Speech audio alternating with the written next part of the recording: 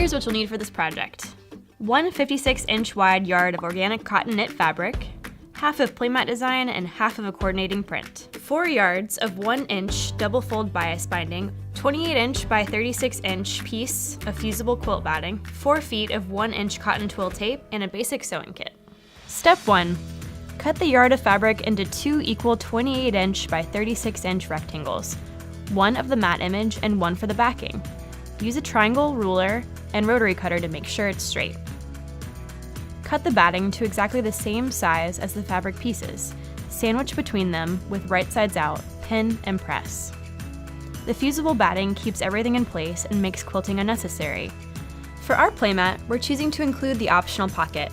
Cut the fat quarter into a 28-inch by 10-inch rectangle and cut the cotton twill tape into 4 12-inch lengths. Take the larger rectangle of fabric and fold it lengthwise and press. Pin the raw seams lined up to the bottom 28-inch side of the mat backing fabric and baste 1/8 of an inch from edges. Mark the pocket at 2-inch intervals until you reach the other side. The last mark will be 3 inches from the edge. Top stitch these lines to create as many pockets as you desire. Pin the ends of 2 of the cotton twill tape links to the top raw edge of the backing fabric, the side opposite the pocket, 6 inches from one corner. Pin the other 2 pieces 6 inches from the opposite top corner. Stitch into place. These will be the ties to keep the playmat closed when rolled up for traveling.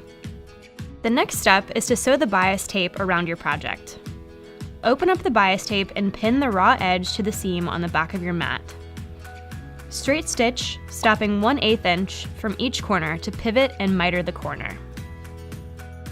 Fold the tape around the edges of the mat to the front, making sure the bias tape is folded under, neatly press and pin in place.